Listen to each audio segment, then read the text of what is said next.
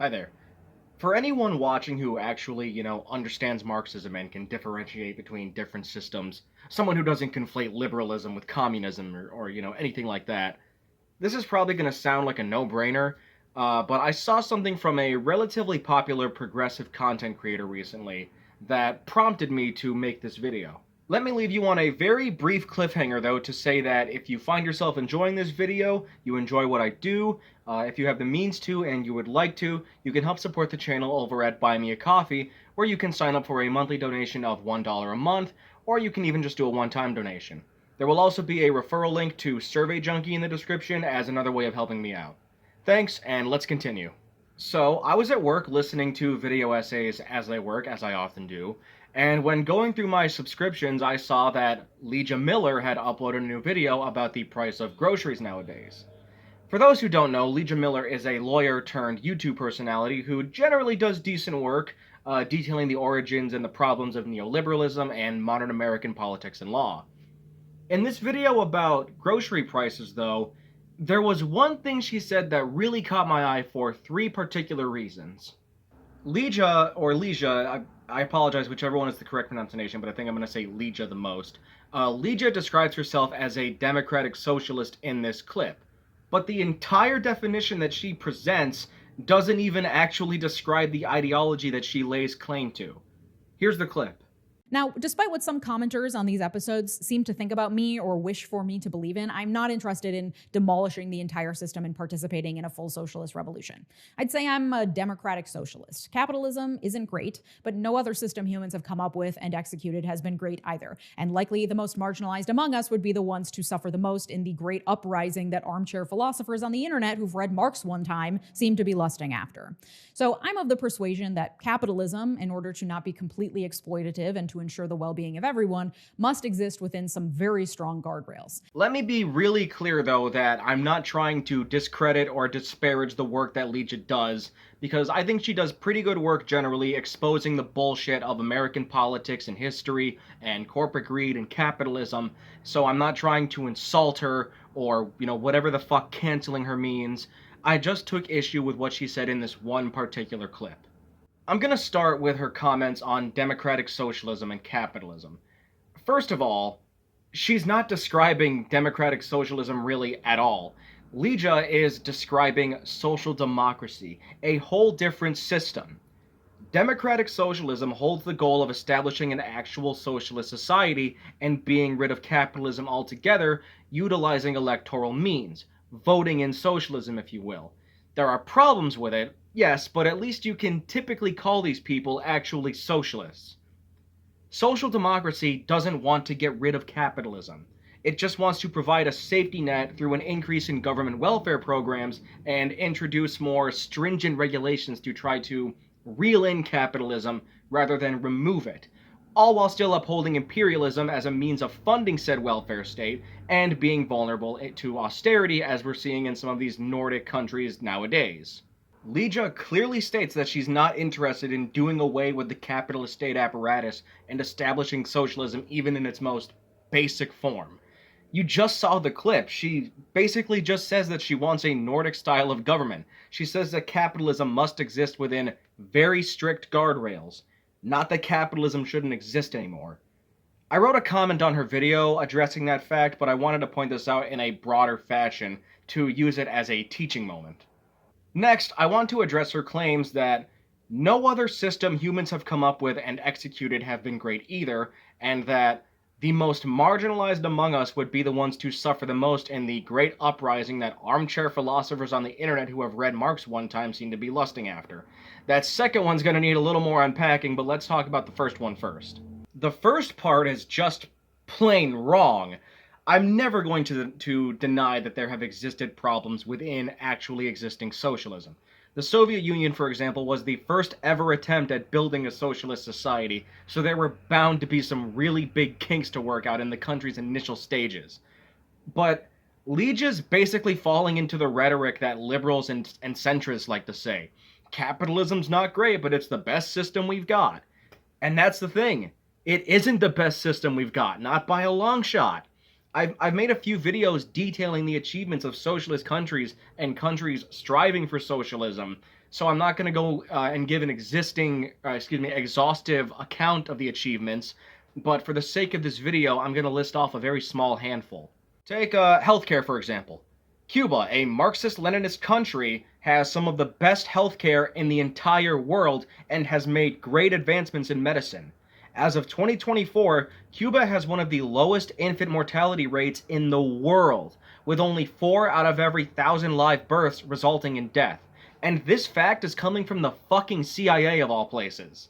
And when it came to taking on COVID-19, in both the early stages and the height of the pandemic, it was countries like Cuba, China, Vietnam, Venezuela, and others following, or at least trying to follow, the socialist path who handled the situation infinitely better than most of the capitalist countries.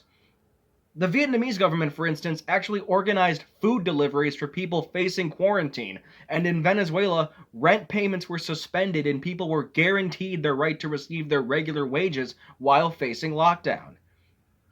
You didn't see that shit in the US. How many accounts are there of people waiting for like weeks just to even try to get their foot in to get unemployment that they were trying to give everybody?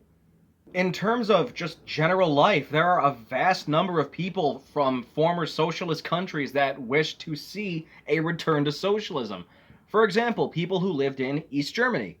In a 2017 article from People's World, people who used to live in the German Democratic Republic were interviewed at a memorial event for famous singer and Eastern Bloc sympathizer Dean Reed.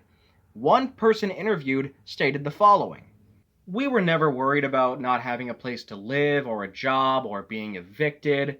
There were no worries or fears about our livelihoods, and there was so much in the way of culture and recreation that was available most of the time at little or no cost." The second part of what she says about marginalized people is also, historically and even in a contemporary sense, inaccurate. Take a look at society now under capitalism. Homelessness, for example. What groups are disproportionately more homeless due to the inherent structure and the culture upheld by capitalism? The most marginalized people among us, those who have historically been pushed to the margins of society under capitalism. According to the Trevor Project, for instance, 28% of LGBTQ+ youth have experienced homelessness as of 2022, and transgender and non-binary folks have faced even higher rates of homelessness, with numbers reaching almost 40% for trans men and trans women. I wish these cars would shut up. Furthermore, as reported in ABC News, one study from 2019 carried out by the government showed that 40% of the total homeless population in the United States is made up of people of African descent. Plus, to partially address this point as well as segue into the next, the majority of socialist and communist parties advocate for the liberation of these marginalized groups. Let's just look at a few examples. The programs of the Party for Socialism and Liberation, the Workers' World Party, and the Communist Party USA, which, yes, the CPUSA is a fucking joke these days, but still, all three of these groups, three of the largest and most well-known parties in the US who at the very least claim to be adherents of Marxism and revolutionary socialism, advocate for the liberation of black folks, Hispanic and Latin folks, LGBTQ+ folks, and several other marginalized populations, as well as instituting an actual political and economic structure that allows for these groups to practice self-determination.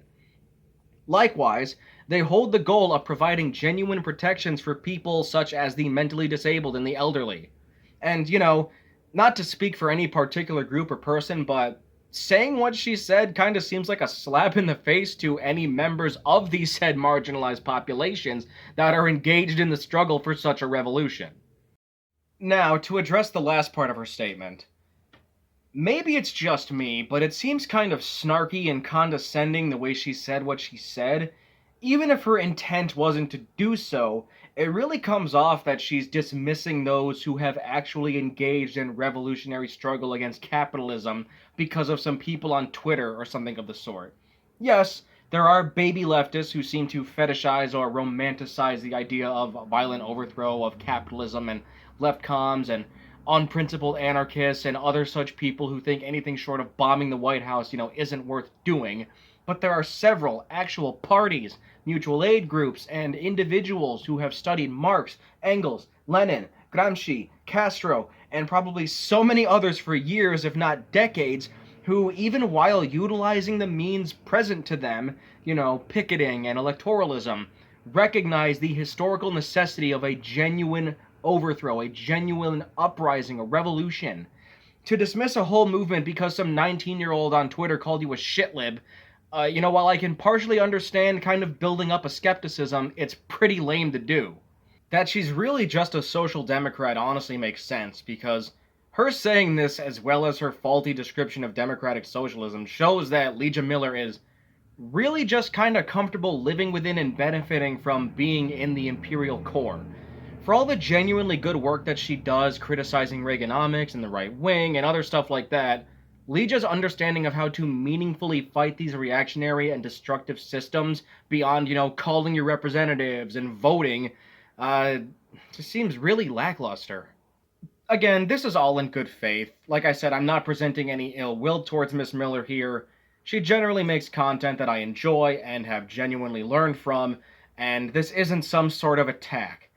I just think that for all she knows about the legal system and neoliberal economics and so forth, her quick and frankly kind of snippy dismissal of Marxism paints a bad picture.